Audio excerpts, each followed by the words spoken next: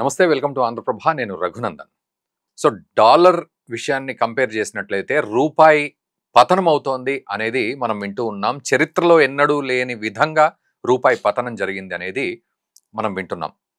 మరి ఈ రూపాయి పతనం అనేది ఎందుకు జరిగింది అనేది మనకు ముఖ్యమైన కారణం ఒక ఎత్తు అయితే, మరి దానివల్ల ఎవరి మీద ఎలాంటి ప్రభావం ఉంటుంది, భారత్ మీద ప్రభావం ఎలా ఉంటుంది, మరి ఇది తాత్కాలికంగా జరుగుతున్న అంశమా, లేకపోతే దీని రిపర్క్యూషన్స్ చాలా దారుణంగా ఉంటాయా, ఎలాంటి సిచ్యువేషన్స్లోకి మనం నెట్టివేయబడతాము, అండ్ ఆర్బీఐ ఏం చేస్తోంది ఈ విషయంలో, అండ్ భారత్ అమెరికా సంబంధాల విషయంలో ఈ డాలర్ రూపాయి ఈ దోబూచులాట దేనికి సంకేతం, ఇవన్నీ మనం మాట్లాడదాం.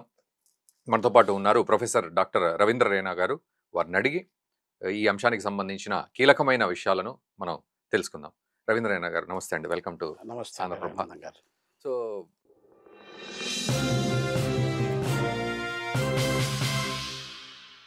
డాలర్ బలపడుతోంది అంటున్నారు, ఈలోపు మళ్ళీ డాలర్ కూడా వీక్ అవుతోంది అంటున్నారు. ఇట్లా రకరకాల మాటలు ఇవ్వకెత్తి అయితే ఈరోజు రూపాయి పతనం చెంది దాదాపు 90 రూపీస్కి వస్తుంది. ఇప్పుడు మనం మాట్లాడుకునే సమయానికి మేబీ 86.5 9 ఏదో ఉంది. 90 రూపీస్కి వస్తుంది. అంటే చరిత్రలో ఇది ఎప్పుడైనా జరిగిందా ఇలా? దీన్ని ఎట్లా అర్థం చేసుకోవాలి? రఘునందన్ గారు, రూపాయి విలువ అనేది ఇప్పుడు చాలా స్టడీగా డౌన్ఫాల్ అవుకుంటూ వస్తున్నది.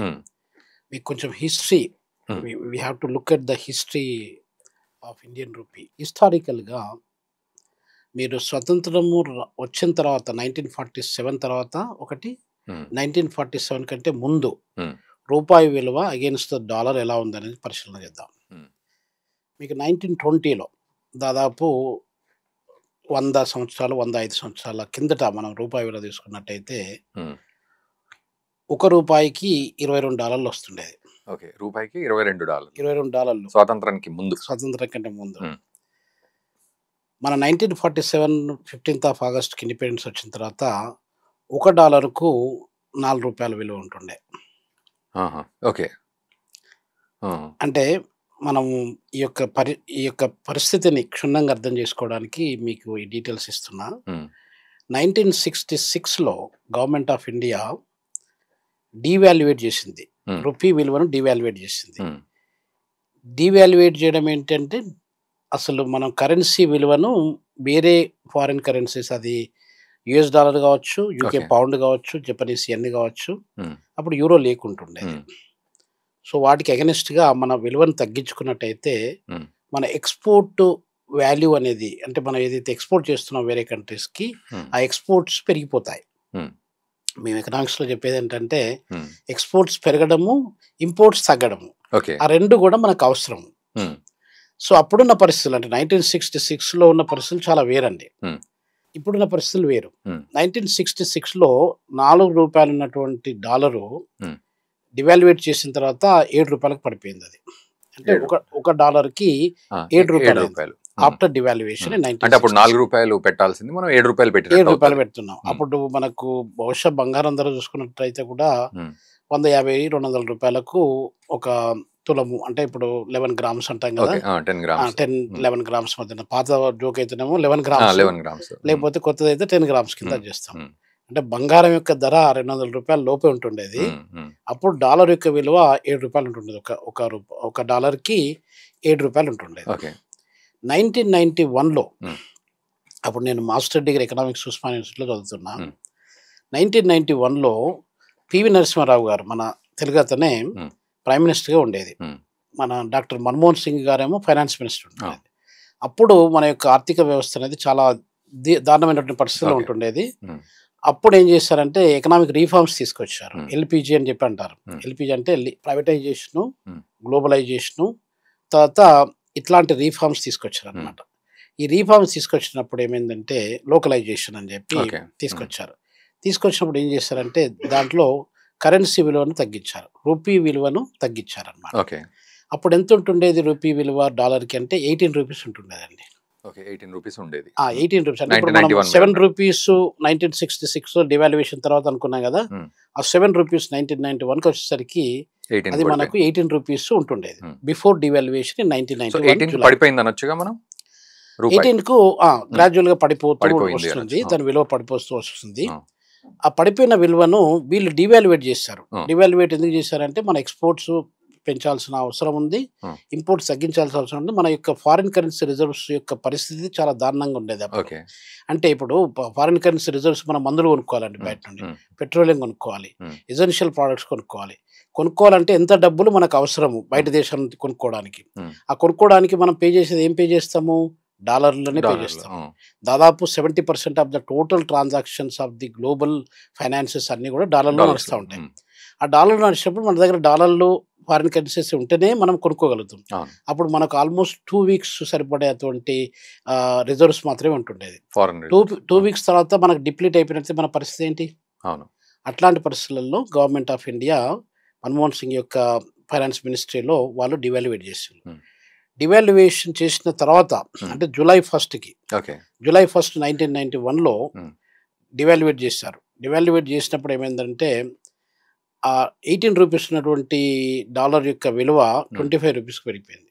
అంటే డాలర్ విలువ పెరిగింది, రూపాయి విలువ తగ్గిపోయింది. అంటే మీరు చూడండి, దాదాపు 7 రూపాయలు ఒకేసారి ఒకే రోజు. ఇప్పుడు నిన్న ఉన్నది ఈ రోజు లేదు. డాలర్లు ఒక 10,000 డాలర్లు ఉన్న వాళ్ళు బెనిఫిట్ పొందినట్లు లెక్క. సో ఇది జరిగింది అనమాట. అంటే దాదాపు జూలై 3 మీరు స్టాటిస్టిక్ తీసుకున్నట్టయితే జూలై 3 1991 ఒక 34 సంవత్సరాల కిందట మనం చూసుకున్నట్టయితే అప్పుడు విలువ 25 రూపాయలే ఉంటుండేది. 34 సంవత్సరాల తర్వాత ఇప్పుడు మనకు 89 రూపాయలు, 88, 89 రూపాయల మధ్యన స్వింగ్ అవుతుంది. అంటే ఇప్పుడు నేను 1997లో బయటికి వెళ్ళినప్పుడు, ఫస్ట్ టైం బయటికి వెళ్ళినప్పుడు, మన వేరే ఫారిన్ కంట్రీలో ఉద్యోగం చేయడానికి బయటికి వెళ్ళినప్పుడు 34 రూపాయలు ఉంటుండేది. అంటే ఒక $100 కొనుక్కోవాలంటే 3,400 రూపాయలు పెడితే సరిపోతుంది. ఇప్పుడు అది మనకు 50 రూపాయలు, $50 కూడా ఆ విలువ అది కావట్లేదు అనమాట. అంటే ఆల్మోస్ట్ 100% డివాల్యుయేట్ అయింది 28 ఇయర్స్ లోపల. ఆ విలువ అనేది ఎట్లా స్వింగ్ అవ్వకుండా వచ్చిందంటే రఘునందన్ గారు, ఇప్పుడు మీరు 2005, 2010 ఆ రేంజ్లో తీసుకున్నా కూడా డాలర్ విలువ పెద్దగా చేంజ్ కాలేదు, డ్రాస్టిక్గా చేంజ్ కాలేదు. అది రూపీ విలువ కూడా స్టేబుల్గానే వండుకుంటూ వచ్చింది. 43, 45, 47 ఆ రేంజ్లో వండుకుంటూ వస్తుంది. దాని తర్వాత గత 10-15 సంవత్సరాలు చూసుకుంటే 100% డివాల్యుయేట్ అయిపోయినట్లు లెక్క. అంటే 83, 84 రూపీస్ ఉన్నది ఇప్పుడు మనకు అప్పుడు 43, 44 రూపీస్ ఉన్నది ఇప్పుడు 88, 89 అంటే ఆల్మోస్ట్ 100% డివాల్యుయేషన్. ఇది 15 ఇయర్స్ నుండి. అంటే మీరు ఫేజ్ వైజ్గా చూసుకున్నట్టయితే బిఫోర్ ఇండిపెండెన్స్ మన పరిస్థితి ఎలా ఉంది, ఆఫ్టర్ ఇండిపెండెన్స్ 1966 వరకు ఎలా ఉంది, 1991 నుండి 97కి ఎలా ఉందని చూసుకున్నట్టయితే మనకు అర్థమైపోతుంది. సో ఇలాంటి చేంజెస్ అనేది జరుపుకుంటూ వచ్చినాయి. సైక్లికల్ ఫ్లక్చువేషన్స్ అని అంటారు దీన్ని. చేంజెస్ అనేది జరుగుతుంది. ఇప్పుడు మీరు అడిగిన ప్రశ్నకి మనము చూసినట్టయితే పరిస్థితి 89 అయింది. ఇప్పుడు 89, 90 కూడా అవుతుంది దాదాపు. ఇప్పుడు ఇంకొక 1.5 months లోపట్ల 90 కావడానికి మనం ఆశ్చర్యపడాల్సిన అవసరం లేదు. అంటే 90 అయినా 89 అయినా కూడా లోయెస్ట్ రూపీ వాల్యూ అనేది ఎప్పుడు ప్రపంచంలో మన దేశ చరిత్రలో ఇప్పటి వరకు అంత లోయెస్ట్ వాల్యూ అనేది రూపీకి ఎప్పుడు జరగలేదు డాలర్ టర్మ్లో కంపేర్ చేసినప్పుడు. సో ఇలా ఈ ఫ్లక్చువేషన్ ఇప్పుడు 90 అయినా, 95 అయినా, 100 అయినా కూడా చాలా లోయెస్ట్ అన్నమాట. ఆ లోయెస్ట్ అనేది జరిగినప్పుడు దాని యొక్క ఇంపాక్ట్ ఎలా ఉంటుంది అనేది మనం పరిశీలన చేద్దాం. ఇన్వెస్టర్స్ ఉంటారు. ఇన్వెస్టర్స్ ఇప్పుడు మనకు ఫారిన్ డైరెక్ట్ ఇన్వెస్ట్మెంట్ చెప్పని అంటూ ఉంటాము. ఎఫ్డిఐస్ రకరకాల కంట్రీస్ ఉండి, యుఎస్ వాళ్ళు కావచ్చు, యూకే వాళ్ళు కావచ్చు, ఫ్రెంచ్ వాళ్ళు కావచ్చు, జర్మనీ వాళ్ళు కావచ్చు, ఎవరైనా కూడా ఆఫ్రికా నుండి కూడా ఇక్కడికి వచ్చి ఇన్వెస్ట్ చేస్తూ ఉంటారు. ఇన్వెస్ట్మెంట్ ఎలా చేస్తారు, ఎందుకు చేస్తారు అని అంటే వాళ్ళు మన యొక్క కరెన్సీ యొక్క రేట్ ఎలా ఉందనేది కూడా చూస్తూ ఉంటారు అనమాట. ఆ రేట్ చూసినప్పుడు ఏం చేస్తారు వాళ్ళు, అరే ఇంత తొందరగా రూపీ విలువ పడిపోతుంది, ఒకవేళ మరీ ఎక్కువగా పడిపోయినట్టయితే మనం వీ కాంట్ మేక్ మనీ, మన ఇన్వెస్ట్మెంట్కి వాల్యూ లేకుండా అయిపోతుంది అనే ఉద్దేశంతో వాళ్ళు విత్డ్రా చేసుకోవడానికి ఆస్కారం ఉంటుంది. ఇప్పుడు ఆ విత్డ్రాలో భాగంగానే ఇప్పుడు మీకు ఈ మధ్య కాలంలో ఇప్పుడు ఈ 2025 ఇయర్లో చూసుకున్నట్టయితే ఆల్మోస్ట్ $16.5 బిలియన్ ఇన్వెస్ట్మెంట్ విత్డ్రా అయిపోయింది. సో ఇలా విత్డ్రా అవ్వకుంటూ పోయినట్టయితే మనకు ఫారిన్ కరెన్సీ రిజర్వ్స్ ఇప్పుడు మనకు లేటెస్ట్ స్టాటిస్టిక్స్ ప్రకారంగా $700 billion foreign currency reserves we acquired. That is one of the highest మనకి ఎప్పుడు ఇంతకుముందు చరిత్రలో. అవును, ఆ లెక్క ప్రకారం చూసినట్టయితే మనకు that is the highest amount we acquired. That is well and good for us. కానీ ఇన్వెస్టర్స్ తగ్గిపోవడం ఒక సైడ్, రూపీ వాల్యూ తగ్గిపోవడం ఇంకో సైడ్ చూసుకుంటూ విన్నట్టయితే that is not good for our economy అండి. సో అంటే దీనికి మరి ఆర్బీఐ దీన్ని ఎట్లా ఇంటర్వ్యూన్ అవుతుంది ఈ విషయంలో? ఆర్బీఐ అనేది రఘునందన్ గారు ఎలా ఉంటుందంటే, ఆర్బీఐ అనేది మనకు ఒక ప్రొటెక్టరేట్ అనమాట. ఉమ్, అది ఎలా చేస్తుందంటే సెంట్రల్ బ్యాంక్ ఏ కంట్రీలో అయినా కూడా central bank it is the duty of RBI to protect the value of rupee. Rupee, అవును సో అది ఒక ఫండమెంటల్ డ్యూటీ ఆఫ్ ఆర్బీఐ. అవును. సో దాంట్లో భాగంగా ఏం చేస్తుందంటే RBI, Reserve Bank of India, um, ఇప్పుడు ఆ రూపీ వ్యాలీ మరీ తక్కువగా పడిపోతున్న కొద్దీ ఉమ్, అది తక్కువగా ఇంకా లోయెస్ట్ పాయింట్కి పోకుండా చూడాల్సిన బాధ్యత దాని మీద అవును. ఉంటుంది. కాబట్టి ఉమ్, ఈ మధ్య కాలంలో ఇప్పుడు మీకు ఒక 3-4 మంత్స్ నుండి మీరు చూసుకున్నట్టయితే ఆర్బీఐ చాలా అమౌంట్లో డాలర్లు అమ్మింది.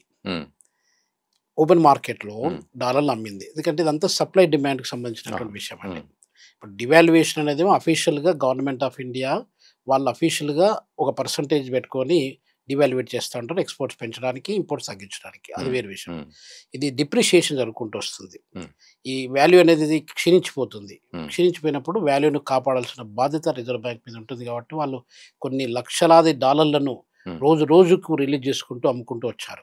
ఓకే. అలా అమ్మడం వల్ల ఏమవుతుందంటే ఉమ్, ఇప్పుడు మనకు డాలర్ యొక్క డిమాండ్ అనేది పెరుగుకుంటూ వస్తుంది. అవును. డాలర్ డిమాండ్ పెరిగినప్పుడు సరైన డాలర్లు మన దగ్గర లేకపోతే డాలర్ యొక్క ప్రైస్ పెరిగిపోతుంది, మన రూపీ వాల్యూ తగ్గిపోతుంది. అవును. అది ఫండమెంటల్గా జరిగే విషయం ఉమ్, అన్నమాట. డిమాండ్ సప్లై చేంజెస్ వల్ల ఇలా జరిగినప్పుడు ఏమవుతుందంటే రఘునందన్ గారు, ఆ సప్లై ఏదైతే అంటే మనకు ఇప్పుడు సపోజ్ ఒక $1,00,000 మనకు కావాల్సింది. అక్కడ మనకున్నది కనీసం $62,000 మాత్రమే ఉన్నాయి మన దగ్గర. ఓకే. ఇక మిగతా $38,000 మనము పంపించేయాలంటే ఉమ్, కాస్తో కూస్తో you have to step in and you have to do the needful అనమాట. అవును. అది ఆర్బీఐ చేసుకుంటూ వచ్చింది. ఆర్బీఐ చేసినప్పుడు ఏమవుతుందంటే రఘునందన్ గారు, వాల్యూ అనేది ఇంకా తక్కువ కాకుండా ఉండడానికి, ఉమ్, ప్రొటెక్ట్ చేయడానికి పనికి పనికి వస్తుంది. వస్తుంది. అవును. ఒకవేళ ఆర్బీఐ అది చేయలేదనుకోండి, ఇది ఇంకా డౌన్ అయిపోతుంది. ఇంకా డౌన్ అయిపోతుంది. 90 కాదు కదా, 100కి 100 వెళ్ళిపోయిన ఆస్తి. షార్ప్కి అవును, వెళ్ళిపోతుంది. అవును. సో ఇలా జరగడానికి ఆస్కారం ఉంటుంది. ఉమ్, సో దానిలో భాగంగా ఆర్బీఐ యొక్క చర్య ఈ మధ్య కాలంలో ఉమ్, అప్పుడప్పుడు అంటే అడపాదడప ఆర్బీఐ చేస్తూ ఉంటుంది. ఆ, దట్ ఈస్ ద సందర్భాన్ని బట్టి చేస్తూ వస్తుంది ఇంతకాలం చేస్తూ కూడా. ఉంటుంది. ఉమ్, అది అది ఇప్పుడే కాదు, ఇప్పుడు ఆ, 2025 కాదు, మనకు 90sలో చేస్తూ ఉంది. 2000లో ఆ, ఎప్పుడైనా కూడా చేసుకుంటూ వస్తుంది ఉమ్. అనమాట. సో అది అది జరుపుకుంటూ వచ్చింది అనమాట. కాకపోతే ఇప్పుడు ఆర్బీఐకి మించి కూడా అక్టోబర్ వరకు ఒక రకంగా డిప్రిషియేట్ అయ్యి, అక్టోబర్ నుంచి సెప్టెంబర్ వరకు ఒక రకంగా, అక్టోబర్ నుంచి ఇంకా డ్రాస్టిక్ గా డిప్రిషియేట్ అవుతుంది అని విన్నాం రూపాయి. సో ఇక్కడ ఇంకా ఫాస్ట్ గా యాక్ట్ చేయాల్సిన పరిస్థితి ఉందా? ఇప్పుడు ఏమవుతుందంటే రఘునందన్ గారు, మనకు 2025 జనవరి నుండి మనము స్టాటిస్టిక్స్ను, గ్రౌండ్ రియాలిటీని పరిశీలన చేసినట్టయితే ఉమ్, మనం చూడాల్సింది ఏంటంటే అప్పుడు 85, 86 ఆ రేంజ్లో వండుకుంటూ వస్తుండే. 87 చాలా కాలం ఒక 4-5 మంత్స్ వరకు కూడా ఉమ్, మనకు అరౌండ్ 86, 87 మధ్యలో స్వింగ్ అవుతూ ఉంటుంది. ఉమ్, ఈ మధ్య కాలంలో ఈ ₹2 తగ్గినా, ₹3 తగ్గినా కూడా తగ్గినట్టు లెక్క. ఆ, అందుగురించి ఏమంటారంటే ఇన్వెస్టర్స్ ఏమంటారంటే ఏషియాస్ వీకెస్ట్ కరెన్సీ ఏంటంటే ఇండియన్ రూపీ అని చెప్పి అంటారు. ఉమ్, అది ఎందుకంటున్నారంటే మన యొక్క పడిపోవడం అనేది రేట్ ఏదైతే ఏ రేట్లో అయితే మనం పడిపోతున్నామో ఆ రేట్ అనేది చాలా ఎక్కువగా ఉంది. ఉమ్, నేను ఇండోనేషియాకి వెళ్ళాను ఉమ్, లాస్ట్ ఇయర్ డిసెంబర్లో, కానీ నేను అక్టోబర్లో 2 times I was there in Indonesia. ఉమ్, ఇండోనేషియాలో కూడా ఇండోనేషియన్ రూపీ అంటారు ఆ కరెన్సీ. ఓకే. ఇండోనేషియన్ రూపీ $1కు $16,500. ఉమ్, 16,500 ఎక్కడ, మన దగ్గర $89 ఎక్కడ. అవును. మరి దాన్ని వీకెస్ట్ కరెన్సీ అదే అనాలి అనట్లేదు కదా. మనం. ఆ, ఇప్పుడు వీకెస్ట్ కరెన్సీ అంటే దాదాపు మనకి ఇప్పుడు థాయిలాండ్లోనో, తైవాన్లోనో, థాయిలాండ్ కరెన్సీ కూడా మనకంటే కొంచెం స్ట్రాంగ్గానే ఉంటుంది. ఓకే. అరౌండ్ ₹40 ఆ రేంజ్లో ఉంటుంది వాళ్ళది. ఉమ్, థాయిలాండ్ థాయ్ బాత్స్ అంటారు. ఉమ్, ఇప్పుడు ఆ రకంగా చూసినట్టయితే Indonesia is the weakest currency. Weakest అనుకోవాలి ఇంకా. ఇప్పుడు మనము అట్లా కాకుండా ఇంకా వేరే కంట్రీస్లో కూడా కొన్ని లక్షలలో ఉన్న, ఇప్పుడు జింబాబ్వే ఉన్నది అనుకోండి. ఆ, జింబాబ్వేలో నేను లాస్ట్ టైం వెళ్ళినప్పుడు 2008 ఆ రేంజ్లో చూసినట్టు $1 దాదాపు ఒక 3 trillion వా. జింబాబ్వేన్ డాలర్స్ ఉంటుండేది. ఆ, 3 trillion అంటే మనం ఒక లోఫ్ ఆఫ్ బ్రెడ్, ఒక బ్రెడ్ పాకెట్ను, ఒక లీటర్ మిల్క్ కూడా కొనుక్కోలేము అన్నమాట. అవును. 3 trillion అనేది మనం ఇంకా ఊహించడం కూడా ఊహించట్లేదు. ఇక్కడ మనకు కనీసం ₹500 నోటే మ్యాక్సిమం ఉంది. ₹2,000 నోటు రద్దు చేసారు. ఆ, అక్కడ $2 trillion, $20 billion, $50 billion, $100 billion నోట్లు నేను చూశాను, నా దగ్గర ఉన్నాయి కూడా. ఓకే. అంటే అలాంటి పరిస్థితి. ఆ, అది చాలా అంటే అది అక్కడికి తీసుకెళ్తే $1 అవుతుంది. $1 అయిపోతుంది. ఇప్పుడు అల్టిమేట్గా మనం డాలర్ టర్మ్స్లో చూసుకున్నట్టయితే విలువని ఆ, $1 అది. మీరు ఎన్ని ట్రిలియన్స్ ఉన్నా, ఇప్పుడు ట్రిలియనేర్ నేను ఎలాన్ మాస్క్ బిలియనేర్ ఆయన దగ్గర $500 billion ఉంటే నా దగ్గర 3 trillions ఉన్నాయని చెప్పుకోవడానికి లేదు ఉండదు కదా. కదా. It is only equal to $1. So ఇలా జరుగుతుంది. అంటే ఇప్పుడు పరిస్థితి ఏంటంటే, ఇప్పుడు రఘునందన్ గారు, ఉమ్, శ్రీలంకలో కూడా రూపాయి అంటాం. ఉమ్, శ్రీలంకలో కూడా ₹1కి దాదాపు ₹3, ఉమ్, అప్రాక్సిమేట్లీ ₹2.80 అట్లా వస్తుంది. ₹3 వరకు వస్తుంది ఉమ్, ₹1. ఉమ్, అంటే డాలర్కు అక్కడ $300 చిల్లర శ్రీలంకన్ రూపాయలు ఉన్నది. పాకిస్తాన్లో కూడా అదే పరిస్థితి. పాకిస్తాన్లో కూడా దాదాపు మనకు ఇప్పుడు ₹1 ఇండియన్ రూపాయికి వాళ్ళకు ₹3 వరకు వస్తుంది అనమాట. అంటే $1 is equal to almost 300 280 to 300 rupees మధ్యలో ఫ్లక్చువేట్ అవుతుంది. వాటిని వీకెస్ట్ కరెన్సీ అనాలి కదా. మనకంటే చాలా తక్కువ పరిస్థితిలో ఉన్నారు. ఇండోనేషియా ఎగ్జాంపుల్ మీకు చెప్పాను, one of the classic example అనమాట. ఎందుకంటున్నారంటే ఇప్పుడు దాదాపు ఫస్ట్ క్వార్టర్లో కానీ, సెకండ్ క్వార్టర్లో కానీ, థర్డ్ క్వార్టర్లో కానీ, ఒక ఇయర్లో కానీ ఏది ఎక్కువగా డిప్రిషియేట్ అవ్వకుండా వచ్చింది, ఎంత పర్సంటేజ్లో డిప్రిషియేట్ అవ్వకొచ్చింది. లాస్ట్ మంత్ ఇప్పుడు మీరు అన్నట్టు సెప్టెంబర్, అక్టోబరు కానీ లేకపోతే మే, జూను ఆ రేంజ్లో తీసుకున్నట్టయితే ఏది షార్ప్గా డిక్లైన్ అవుతుందని చూస్తారండి. అది చూసినప్పుడు మనము వీకెస్ట్ కరెన్సీ అవుతుంది. వీకెస్ట్ కరెన్సీగా మనం ఉన్నప్పుడు ఏమవుతుందంటే రఘునందన్ గారు, మనల్ని ఎక్కువగా ఇన్వెస్టర్ నమ్మడానికి ఆస్కారం లేదు. అది అట్లా నమ్మకాలని తుంచివేస్తుంది అనమాట. సో కాబట్టి మనకు ఆ డివాల్యుయేషన్ అనేది, ఆ డిప్రిషియేషన్ అది మనకు it's not a good reflection. India rupee పోయినట్టు ఇప్పుడు సపోజ్ మనకి ఎవరైనా ఇన్వెస్టర్లే కాకుండా కొంతమంది టూరిస్టులు కూడా రావడానికి ఆస్కారం ఉంటుంది. ఎందుకంటే ఒక $500 లేదా $1000 పెట్టుకున్నట్టయితే ఒక వారం 10 రోజుల పాటు ఇండియా మనం తిరిగి ఎంజాయ్ చేయొచ్చు అని చెప్పి అనుకుంటారు. జర్మన్ నుండో లేకపోతే ఫారెన్స్ నుండి, నెదర్లాండ్స్ నుండో టూరిస్టులు వస్తూ ఉంటారు కదా, వాళ్ళు అనుకుంటారు వాళ్ళకు ఆ పరంగా చీప్ అయిపోతుంది మామూలుగా. కానీ మన యొక్క రూపాయి విలువ ప్రపంచ మార్కెట్లో, ప్రపంచ వాణిజ్యంలో, గ్లోబల్ మార్కెట్లో మన రూపాయి విలువ పడిపోతే మన దేశం యొక్క విలువ కూడా కొంచెం పడిపోయినట్లు లెక్క అండి. ఇక్కడ సార్ కామన్ మ్యాన్ యాంగిల్లో ఆలోచిస్తే ఇప్పుడు ₹90 అవుతుంది అంటున్నాం కదా, సో మన మీద దాని ఎఫెక్ట్ ఎట్లా ఉంటుంది? కామన్ మ్యాన్ యాంగిల్లో ఒకసారి అర్థం చేయించాలి ఇది అని కనుక అంటే సార్, ఇంతకుముందు చెప్పినట్టుగా మనకి ఎక్స్పోర్ట్స్ పెరుగుతాయి, ఇంపోర్ట్స్ తగ్గుతాయి అని చెప్పి ఒకటి మాట చెప్పాను. అది ఎందుకు అయిపోతుందంటే ఇప్పుడు మన దగ్గర కొన్ని ఇంపోర్టెడ్ కమోడిటీస్ ఇప్పటికి కూడా మన దగ్గర క్రేజ్ ఉంది. మీరు జపాన్ నుండి వస్తువు ఒకటి మన దగ్గరికి వచ్చినట్టయితే, జపాన్ నుండో, సౌత్ కొరియా నుండో, తైవాన్ నుండో, లేకపోతే మలేషియా నుండో, ఇండోనేషియా నుండో వచ్చినట్టయితే వాటిని ఎక్కువగా మనం కొనడానికి, చైనా నుండో ఎక్కువ కొనడానికి మనం ఇష్టపడతాం, మన ఇండియన్ గూడ్స్ కంటే కంపేర్ చేస్తే. ఆ యాటిట్యూడ్ అలా ఉన్నప్పుడు ఏమవుతుందంటే, ఇప్పుడు రూపాయి విలువ పడిపోయినప్పుడు ఆ ప్రపంచంలో నుండి మనం కొనుక్కునే వస్తువుల విలువ కూడా పెరిగిపోతుంది. పెరిగిపోయినప్పుడు ఏమవుతుంది, ఇప్పుడు మనం $100లకు అప్పుడు మనము 8,900 మనం పే చేసేది ఇప్పుడు 90కి వచ్చింది అనుకో, ₹9,000 పే చేస్తున్నాం, అంటే 100 పెరిగింది. ఇదే పెరగదల అనేది ఇప్పుడు ఇంతకుముందు మనము నేను బయటికి వెళ్ళినప్పుడు 1997లో చూసుకున్నట్టయితే ₹3,400 పే చేస్తే మనకు $100 వస్తుంది. అప్పుడు కెమెరా కానీ ఇంకేదన్నా ఏది అవసరం ఉంటే అది ఒక ల్యాప్టాప్లో ఏదన్నా అని కొనుక్కోవడానికి ఆస్కారం ఉంటుంది. ఇప్పుడు అదే 9,000 అవుతుంది. ఇప్పుడు 9,000 అవుతుంది. అంటే ఇప్పుడు ఏమైంది, ధర పెట్టుకుంటే అయిపోయింది. పెరిగినప్పుడు సామాన్యుని మీద దెబ్బ పడిపోతుంది, ఇన్ఫ్లేషన్ పెరుగుతుంది ఇక్కడ. సో ఇలా పెరిగినప్పుడు that's not good for common man also. అందు గురించి స్టెబిలైజ్ చేసి దాన్ని ప్రొటెక్ట్ చేసి దాన్ని, ఇప్పుడు మనం ఇంటర్నేషనల్ 4th లార్జెస్ట్ ఎకానమీ అండి. 4th లార్జెస్ట్ ఎకానమీ అన్నప్పుడు మనము ఒక కరెన్సీ ఒకటే కాదు, అన్ని రకాలుగా అన్ని రంగాలలో మనము ఆ ఇమేజ్ అనేది ఇంప్రూవ్ చేసుకుంటూ రావాల్సిన అవసరం మన మీద ఉంటుంది. లేకపోతే మనము ఇంటర్నేషనల్గా ఒకసారి కొంచెం ఇండియా ఇస్ నాట్ గుడ్ అని చెప్పి అనే ఇమేజ్ మనం క్రియేట్ చేస్తే it's not good for us to grow. అంటే పేరుకే 4th లార్జెస్ట్ ఉంది కానీ ఇక్కడ పేదరికం ఉంది, అన్ఎంప్లాయ్మెంట్ ఉంది, కరెన్సీ బాగాలేదు, తర్వాత అన్సర్టనిటీ చాలా ఎక్కువ ఉంది అన్న కాన్సెప్ట్ డెవలప్ కాకూడదు. అది ఇండెక్స్, మనం ఇప్పుడు కాన్ఫిడెన్స్ ఇండెక్స్ చూసుకున్నట్టయితే ఆ కాన్ఫిడెన్స్ రేటు ఎంతవరకు ఉంది, ఎంతమంది పీపుల్ ప్రపంచం నుండి మన దేశానికి వచ్చి ఇన్వెస్ట్ చేయడానికి సిద్ధంగా ఉన్నారు అనేది మనం చూసుకోవాల్సి వస్తుంది. సో కాబట్టి ఈ యొక్క అంటే రూపీ వాల్యూను ప్రొటెక్ట్ చేసి రూపీని స్టెబిలైజ్ చేయాల్సిన అవసరం చాలా అవసరం ఉంది. సో ఫైనల్గా సార్ ఈ అంశం మీద అంటే ఇది తాత్కాలికమా లేకపోతే ఇంకా ఇట్లాగే పెరుగుతూ పోతూ ఉంటుంది, అంటే మన డిప్రిషియేట్ అవుతూ ఉంటుందా? సార్ ఇంకొక పాయింట్ ఏంటంటే, ఇప్పుడు డీడాలరైజేషన్ అని చెప్పి, అంటే డాలర్ మాకు వద్దు, డాలర్ ప్లేస్ లో మేము వేరే కరెన్సీని యూజ్ చేసుకుంటాము అనేది బాగా ఒక స్ట్రాంగ్, అది ఒక నినాదం లాగా. ఇప్పుడు బ్రిక్స్ కంట్రీస్ ఉన్నాయండి, Brazil, Russia, India, China, South Africa, అవి ఫండమెంటల్ కంట్రీస్, అది primary members of the BRICS. ఇప్పుడు తర్వాత ఇంకొక 5 కంట్రీస్ జాయిన్ అయ్యాయి. తర్వాత యుఏఈ కావచ్చు, అది లేకపోతే మనకు ఇప్పుడు మన ఈజిప్ట్ కావచ్చు, ఇరాన్ కావచ్చు, ఇండోనేషియా కావచ్చు, ఇట్లా కొన్ని కంట్రీస్ జాయిన్ అయ్యాయి, ఇథియోపియా కావచ్చు.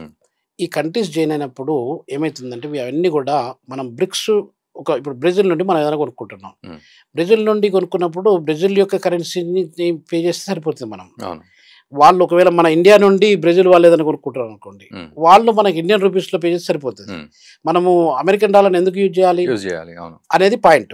సో ఈ బ్రిక్స్ వాళ్ళు బ్రిక్స్ కరెన్సీని, బ్రిక్స్ బ్యాంక్ కూడా ఒకటి ఉంది, న్యూ డెవలప్మెంట్ బ్యాంక్ అని. వరల్డ్ బ్యాంకుకు ఆ కంపారిజన్లో వరల్డ్ బ్యాంక్ అంటే ఎక్కువ లెవెల్లో పెట్టడానికి కొరకు $100 బిలియన్ న్యూ డెవలప్మెంట్ బ్యాంక్ అని చెప్పి ఒకటి స్టార్ట్ చేశారు బ్రిక్స్ కంట్రీస్. ఈ బ్రిక్స్ కంట్రీస్ యొక్క కరెన్సీలో ఏమవుతుందంటే రఘునందన్ గారు, ఆ బ్రిక్స్ కంట్రీస్ కరెన్సీని స్టార్ట్ చేసినట్టయితే రష్యా ఉంది. రష్యా నుండి మనం ఆయిల్ ఇంపోర్ట్ చేస్తున్నాం. Almost 1.8 nearly 2 million barrels of oil మనం ఇంపోర్ట్ చేసుకుంటున్నాం. Almost 38% of the Russian oil మనము భారతదేశం ఒకటే కొనుక్కుంటుంది. వాళ్ళకి ఏం పే చేస్తున్నాం, మనం డాలర్లో పే చేయట్లేదు. ఎందుకంటే రష్యా కూడా డాలర్స్ అంటే లైక్ చేయదు కాబట్టి మనము దిర్హమ్స్ కూడా కాదు, మనం రూపీస్లోనే పే చేస్తాం. ఇప్పుడు నేను వచ్చే వారము I'm going to Russia, Moscow. నేను అక్కడ విజిటింగ్ ప్రొఫెసర్ని, RUDN రూడెన్ యూనివర్సిటీ అని చెప్పి మాస్కోలో ఉంటుంది, గవర్నమెంట్ యూనివర్సిటీ. అక్కడ నేను విజిటింగ్ ప్రొఫెసర్ని. జస్ట్ 2-3 డేస్ తర్వాత ఐఎమ్ గోయింగ్ టు రష్యా అన్నమాట. నేను రష్యాలో లాస్ట్ ఇయర్, అంతకుముందు ఇయర్స్ ఉన్నప్పుడు కూడా రష్యన్ స్టూడెంట్స్ నన్ను ఎప్పుడు అడుగుతుంటుండే, సార్ మా దగ్గర మీ రూపీస్ ఒక $20 బిలియన్ 20 బిలియన్ రూపీస్ మా దగ్గర ఉన్నాయి, అవి మేము ఏం చేసుకోవాలి, మీరు ఎప్పుడు తీసుకెళ్తారు అని చెప్పి అడుగుతూ ఉంటారు. అంటే మనం వాళ్ళ దగ్గర ఇప్పుడు డిఫెన్స్ రిలేటెడ్ టెక్నాలజీ ఉందనుకోండి, అది కొనుక్కున్నప్పుడు వాళ్ళకు మనం రూపీస్ పే చేస్తున్నాం. ఇప్పుడు మనకు ప్రతిరోజు మనకు ఆయిల్ అవసరం. ఆయిల్లో భాగంగా ఎక్కువ శాతము ఎక్కువ కొనే దేశం ఎక్కడ అంటే రష్యా అయిపోయింది. ఆ రష్యా నుండి మనం కొనుక్కున్నప్పుడు మనం రూపీస్ ఇస్తున్నాం. సో ఇప్పుడు డీడాలరైజేషన్ అనేది ఈ బ్రిక్స్ 10 దేశాలే కాదు, దాదాపు 77 దేశాలు ప్రపంచంలో, ఆఫ్రికా కూడా చాలా దేశాలు ఉన్నాయి. ఇప్పుడు సౌత్ ఆఫ్రికా ఉందనుకో, సౌత్ ఆఫ్రికాలో నేను చాలా సంవత్సరాలు వర్క్ చేశాను. Durban institute of technology, university of Cape town, university of western Cape, ఇక్కడ వాళ్ళు డాలర్ను ఎక్కువ లైక్ చేయరు. అది వాళ్ళు కూడా డాలర్ కాకుండా ప్రత్యామ్నాయ కరెన్సీ ఏదైతే ఉంటుందో దాన్ని పెట్టినట్టయితే బాగుంటుంది. అందులో భాగంగానే ఇప్పుడు చైనీస్ కరెన్సీ రెన్మింబి అంటారు, యువాన్ రెన్మింబి అంటారు. ఆ రెన్మింబిని కామన్ కరెన్సీగా వాడడానికి కొరకు, ఎందుకంటే China is the dominant country in the whole of BRICS. అది దాదాపు $19.1 ట్రిలియన్ ఉన్నటువంటి ఇన్కమ్ అది ఒకటే ఉంది. రెండవ పెద్ద దేశం మనదే, ఇంకా $4.2 ట్రిలియన్. సో కాబట్టి ఏం జరుగుతుందంటే మనం ఒక కామన్ కరెన్సీని తీసుకొద్దాం అనేది ఒక దాదాపు 2-3 ఇయర్స్ నుండి చర్చ జరుగుతుంది. బట్ డొనాల్డ్ ట్రంప్ వచ్చేత కొంత కంప్రెస్ చేసిన పరిస్థితి. అది ఇప్పుడు ఏమైతుందంటే ఇది ఒక పెద్ద దెబ్బ అనమాట. అంటే బ్రిక్స్ కంట్రీసే కాకుండా డెవలపింగ్ కంట్రీస్ ఏదైతే ఉన్నాయో మాకు డాలర్ వద్దు, అది ఫ్రాంకోఫోన్ కంట్రీస్ కావచ్చు, ఫ్రెంచ్ రూల్ చేసిన కంట్రీస్ కావచ్చు, ఆంగ్లోఫోన్ కంట్రీస్ కావచ్చు, మన దగ్గర ఇప్పుడు కామన్వెల్త్ కంట్రీస్ అంటాం కదా, ఆ కంట్రీస్ కావచ్చు. ఈ కంట్రీస్ మాకు డాలర్ వద్దు, మేము వేరే ప్రత్యామ్నాయ కరెన్సీని మేము వాడుకుంటాం అన్నప్పుడు డాలర్ యొక్క విలువ పడిపోవాలి అసలు. ఎందుకంటే ఈ కంట్రీస్ అన్ని కూడా ఇప్పుడు వాడు మొండిగా ట్రంప్ ఏం చేసుకుంటూ వస్తున్నాడంటే, మొండిగా డాలరు అంటేనే మీరు అది డామినెంట్ కరెన్సీ, డాలర్తోని మీరు అది కావాలి, ఏ ట్రేడ్ చేసినా కూడా డాలర్లోనే పే చేయలేదు అన్నట్టుగా మొత్తం ఇంటర్నేషనల్ పేమెంట్స్. అది ఇప్పుడు IMF ఉంది అనుకోండి, ఇంటర్నేషనల్ మానిటరీ ఫండ్ ఎవరిదండి? అది అమెరికా డామినెన్స్ తో నడిచే వ్యవస్థ. వరల్డ్ బ్యాంక్ కూడా అమెరికా డామినెన్స్ తో.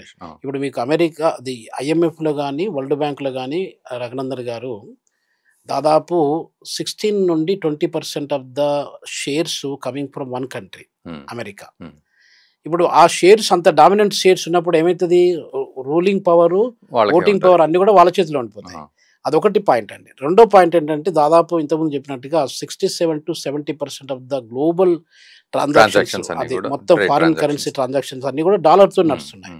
ఇలా జరిగినప్పుడు డాలర్ని అంత ఈజీగా మనం పడగొట్టలేము. సో దానికి ఒక స్ట్రాటజిక్గా, ఒక పద్ధతి ప్రకారంగా స్టెప్ బై స్టెప్ ప్రాసెస్లో మనం వెళ్ళాల్సి వస్తుంది. సో కాబట్టి నేను డాలర్ని లైక్ చేయను, డాలర్ నేను అది నాకు వద్దు అని అన్నంత మాత్రం డాలర్ జరిగే పని కాదు. అయితే ఇక్కడ నాకు ఒక ప్రశ్న సార్, అయితే మొదటి నుంచి కూడా ఉంది ఏంటంటే, ఇప్పుడు డాలర్ని పక్కన పెట్టేసి బ్రిక్స్ కరెన్సీని ఒకటి తీసుకొద్దాం అనే ఉద్దేశంలో ఉన్నారు మీరు అన్నట్టు, ఆల్టర్నేటివ్. అయితే డొనాల్డ్ ట్రంప్ వచ్చిన తర్వాత కొంత కంప్రెస్ చేశాడు దీన్ని, కొంత బెదిరించడమో ఏదో చేశాడు మొత్తానికి. భారత్ అయితే నేను దాని మీద పెద్ద ఆశయం లేదు మాకని చెప్పింది. బట్ చైనా కొంత తగ్గినట్టే ఉంది కానీ, but still we have thoughts. So నా క్వశ్చన్ ఏంటంటే, అంటే భవిష్యత్తులో ఈ బ్రిక్స్ కరెన్సీ అనేది మెటీరియలైజ్ అవుతాదా డాలర్కి కౌంటర్గా అనేది నాకు ఒక డౌట్ ఉంది ఇప్పటికీ కూడా. అది ఎలా ఉంటుందంటే రఘునందన్ గారు, ఇప్పుడు యూరో కరెన్సీ అనేది కూడా స్టార్ట్ చేశారు. Euro currency is also one of the dominant currency in the whole global. మనకు ట్రాన్సాక్షన్లు చూసుకున్నట్టయితే యూరో కరెన్సీ ఎప్పుడు స్టార్ట్ చేశారు? అది 2002 జనవరి 1 స్టార్ట్ చేశారు. యూరోప్ మొత్తం మీరు 27-28 కంట్రీస్కి ఎక్కడికి వెళ్ళినా కూడా యూరో కరెన్సీ ఎక్కడ వెళ్ళినా కూడా నడుస్తూ ఉంటుంది, సర్క్యులేషన్ నడుస్తూ ఉంటుంది. ఆ యూరో కరెన్సీ కూడా ఇప్పుడు మన డాలర్తో కంపేర్ చేస్తుంటే కొంచెం విలువ దానిది ఎక్కువనే ఉంటుంది. ఓకే. ఇప్పుడు అలానే మీకు ఇంకొక బ్యాక్గ్రౌండ్ చెప్తాను. నేను దాదాపు 2000-2002 నుండి ఆఫ్రికాలో కూడా కామన్ కరెన్సీ తీసుకొస్తాము అని చెప్పి అంటే 54 కంట్రీస్ ఉన్నాయి ఆఫ్రికాలో. అక్కడ కూడా కామన్ కరెన్సీ తీసుకొస్తామనే పాయింట్, అక్కడ కూడా కామన్ మార్కెట్, కామన్ ఇది చేయాలి యూరోప్ లాగా అని చెప్పి వాళ్ళు ప్లాన్ చేశారు. ఇప్పుడు నేను 2002-2003-2004 ఆ రేంజ్లో నేను 2-3 లెక్చర్లు కూడా ఇచ్చాను, common currency, single currency for Africa అని చెప్పి. ఏం జరిగింది? ఇంతవరకు ఏం జరగలేదు. 20-25 ఇయర్స్ అవుతుంది, ఇంతవరకు ఏం జరగలేదు దాని గురించి. ఇప్పుడు బ్రిక్స్ గురించి కూడా మనకు 2-3 ఏళ్ల నుండి ఈ మాట మనం వింటున్నాము, చదువుతున్నాము. డెవలప్మెంట్స్ పెద్దగా ఏం జరగలేదు. ఎందుకు జరగలేదంటే మనకిప్పుడు చైనాకు ఇండియాకు ఉన్న రిలేషన్షిప్ అంత స్ట్రాంగ్గా లేదు. అలా లేనప్పుడు ఏమవుతుందంటే చైనా ఏం చేసినా కూడా మళ్ళీ ఈ కరెన్సీని వాళ్ళు స్టార్ట్ చేసినప్పుడు ఏమవుతుంది, చైనా డామినెన్స్ ఎక్కువ ఉంటుంది. అది ఇండియాకి నచ్చదు, రష్యాకు కూడా నచ్చకపోవచ్చు. సో ఇట్లా డిఫరెన్సెస్ మనకు డిఫరెన్స్. మనం ఉన్నది ప్రైమరీ మెంబర్స్ 5 5 5 రకాల ఒపీనియన్స్ ఉన్నప్పుడు ఎక్కడ సక్సెస్ అవుతుంది? చాలా అది క్లియర్ చేసుకొని మనం అందరం కలిసికట్టుగా పనిచేద్దాము. మన కామన్ ఎనిమీ ఎవరైతే ఉన్నారో డెవలప్డ్ వరల్డ్. ఇప్పుడు గ్లోబల్ సౌత్ అనేది ఒక ఫ్యామిలీ అండి. సౌత్ కంట్రీస్ అని చెప్పి అంటాం. మనంతా డెవలపింగ్ కంట్రీస్. డెవలపింగ్ కంట్రీస్ ఎన్ని ఉన్నాయి మీకు? మొత్తం ప్రపంచంలో 200 దేశాలు ఉన్నట్టయితే 160 దేశాల పైన మీకు డెవలపింగ్ కంట్రీస్ ఉన్నాయి. 40 దేశాలు కూడా డెవలప్డ్ కంట్రీస్ లేవండి. అలాంటప్పుడు మీకు minorities are ruling the majorities అయిపోయింది కదా. అలాంటప్పుడు ఏం చేయాలి? మనం అందరం కలిసి కట్టుగా ఒక అంబరెల్లా కిందకి వచ్చి ఒక ఫ్యామిలీ లాగా మనకున్న సమస్యలు ఇవి, ఆ సమస్యల గురించి మనం పోరాడాలంటే మనము సాలిడారిటీతోని, మనం ఐకమత్యంతో ఉన్నట్టయితే మనము ఫైట్ చేయొచ్చు అనేది పాయింట్ మనకి ఇంకా రావట్లేదు. అందుగురించి అమెరికన్స్, డెవలప్డ్ కంట్రీస్ ఏం చేస్తున్నారు? They can play small tricks. మనలో మనకి ఇప్పుడు బ్రిటిషర్స్ మనకి ఏం చేస్తారు? బ్రిటిష్ యూకే అనేది, యునైటెడ్ కింగ్డమ్ అనేది మన యునైటెడ్ ఆంధ్రప్రదేశ్ చూసుకున్నట్టయితే, ఆంధ్రప్రదేశ్ తెలంగాణ 2 కలుపుకున్నట్టయితే యూకే అంతకంటే చిన్నదే. ఇప్పుడు దాదాపు 160,000 కిలోమీటర్లు స్క్వేర్ కిలోమీటర్స్ ఇది ఆంధ్రప్రదేశ్ ఉంటే, మన దగ్గర తెలంగాణలో 112,000 స్క్వేర్ కిలోమీటర్లు. ఈ 2 కలిపితే మనకు యూకే కంటే యూకే ఎంత ఉన్నదండి? 242 lakhs కిలోమీటర్స్ లో యూకే ఉన్నది. దీనికంటే ఒక 60,000 ఎక్కువే ఉన్నాం. 60,000 మనం ఎక్కువనే ఉన్నాం. అంటే ఒక్క స్టేట్, యునైటెడ్ ఆంధ్రప్రదేశ్ ఒకటే స్టేట్ యూకే కంటే పెద్దది. అటువంటి చిన్న దేశము ప్రపంచాన్ని గడగడలాడించి రవి అస్తమించని సామ్రాజ్యము అని చెప్పి మనం చిన్నప్పుడు చదువుకున్నాం. అంటే సూర్యుడు అనేవాడు ప్రపంచంలో ఎక్కడ అస్తమించడు. ఎందుకు అస్తమించడు అంటే ఏ కంట్రీ పోయినా కూడా మళ్ళీ బ్రిటిషర్స్ కిందనే ఉంటుంది అది. మీరు చైనాకు పోండి, నైజీరియాకు పోండి, యుగాండాకు పోండి, కెన్యాకు పోండి, ఎక్కడ పోయినా కూడా యూకే వాళ్ళది ఉంటుంది. సౌత్ ఆఫ్రికాకి రండి. సో ఇలాంటప్పుడు ఎక్కడ మనకు అదైతుంది అంటే అంత చిన్న దేశము ప్రపంచాన్ని ఆక్రమించుకొని బ్రిటిష్ సామ్రాజ్యంగా ఏర్పాటు చేసిందని అంటే ఏం చేసిన వాళ్ళు? గొప్ప వాళ్ళని కాదు అక్కడ, వాళ్ళు వీక్ పీపులే. వీక్ పీపుల్ మనలో ఉన్న వీక్నెస్ ను గమనించి మనలో మన కొట్లాటలు పెట్టించి అవకాశాన్ని యూజ్ చేసుకొని అవకాశవాదుల్లాగా మారి డివైడ్ అండ్ రూల్ లాగా మనల్ని ఇప్పుడు ముస్లిమ్స్, ఇండియన్, హిందూస్ అని చెప్పి డివైడ్ చేసి చలో పాకిస్తాన్ కు ఎందుకు డివైడ్ కావాల్సి వచ్చింది? మన దగ్గర డివైడ్ చేసినా అది అక్కడ గొడవ నడుస్తూనే ఉంది, ఇప్పుడు కూడా నడుస్తున్నారు. అలా కాకుండా ఇప్పుడు బ్రిటిష్ వాడు మనకు అట్లాంటి డివిజన్స్ తీసుకురాకపోతే పాకిస్తాన్, బంగ్లాదేశ్, బర్మా, ఆఫ్ఘనిస్తాన్ ఇవన్నీ కూడా భారతదేశం, దాన్ని ఉపఖండం అంటామండి మనం, సబ్ కాంటినెంట్ అంటాం మనం. ఇండియన్ ఏ కంట్రీని కూడా కాంటినెంట్ అనం. ఆస్ట్రేలియన్ కాంటినెంట్, సబ్ కాంటినెంట్ అనం మనం. ఇండియాని సబ్ కాంటినెంట్ అంటాం. ఎందుకంటే అంత ఆ గుణాలు, ఆ లక్షణాలు, ఆ క్యారెక్టర్స్ మన దగ్గర ఉన్నాయి కాబట్టి. అంత పెద్ద దేశాన్ని ముక్కలుగా డివైడ్ చేసింది ఎవరు అంటే బ్రిటిష్. సో కాబట్టి ఇవన్నీ కూడా డివైడ్ రూల్ పాలసీలో భాగంగా ఇవన్నీ చేసుకుంటూ వస్తున్నారు. గ్లోబల్ పాలిటిక్స్ లో ఎవరు గొప్పవాళ్ళు కాదండి. మనకి ఇటలీ సామ్రాజ్యం తీసుకున్నా, రోమన్ ఎంపైర్ తీసుకున్నా, ఏ సామ్రాజ్యం తీసుకున్నా కూడా they don't last for long time. మన ఇండియా ఇప్పటి వరకు కూడా లాస్ట్ అవుతుందని అంటే India doesn't ఇన్వైడ్ any other country. ఇప్పుడు పాకిస్తాన్ మనల్ని ఇన్వైట్ చేయడానికి ప్రయత్నం చేసింది, కానీ మనం పాకిస్తాన్ భూభాగాన్నో, లేకపోతే టిబెట్ భూభాగాన్నో, బర్మా భూభాగాన్నో, బంగ్లాదేశ్ భూభాగాన్నో మనం ఆక్రమించుకొని మన ఇండియా యొక్క సామ్రాజ్యాన్ని పెంచుకోవాలని చెప్పి దాదాపు మనం 4,000 సంవత్సరాల హిస్టరీ తీసుకున్నా కూడా ఇండియా ఎప్పుడు చేయలేదు. అదే అమెరికా చేసుకుంటూ వచ్చింది, రష్యా కూడా చేసుకుంటూ వచ్చింది, వేరే రకాల చైనా కూడా చేసుకుంటూ వస్తుంది, చైనా చాలా చేసుకుంటూ వస్తుంది, ఇండియా చేయలేదండి. సో ఇలాంటి పరిస్థితులలో రఘునందన్ గారు మనము సస్టైనబిలిటీ. ఓకే. అంటే ఏది అందరిని రెస్పెక్ట్ చేయడం అనేది, వాళ్ళు చిన్నోళ్ళు కావచ్చు, పెద్దోళ్ళు కావచ్చు, అందరిని రెస్పెక్ట్ చేయాల్సిన బాధ్యత అనేది ఉంటుంది. Okay. Right sir. Thank you very much. ఈ అంశంపై చాలా అవగాహన కల్పించారు మాకు. So thank you very much sir. Thank you. నమస్తే అండి. సో వ్యూవర్స్, మొత్తానికి రూపాయి పతనం అయితే జరిగింది. ఎప్పుడు చరిత్రలో జరగని విధంగా దాదాపు 90 రూపాయలకు వచ్చింది మనం ఈ వీడియో చేసే సమయానికి. సో దీనిపై మీరు ఎలా రియాక్ట్ అవుతూ ఉన్నారు? ఇది తాత్కాలికమైనా, లేకపోతే ఇంకేదైనా కొత్త ఆలోచనతోటి భారత్ ముందుకెళ్లే పరిస్థితి? ఇప్పుడు బ్రిక్స్ కరెన్సీ అన్నాం కదా, సో అట్లాంటి ఆలోచనలతోటి ముందుకెళ్లే పరిస్థితులు ఉన్నాయా భవిష్యత్తులో అమెరికాకు వ్యతిరేకంగా అనేది మీరు ఖచ్చితంగా కామెంట్ చేయండి. ఈ వీడియోని దయచేసి మీ మిత్రులకు కూడా షేర్ చేయండి. Thank you very much.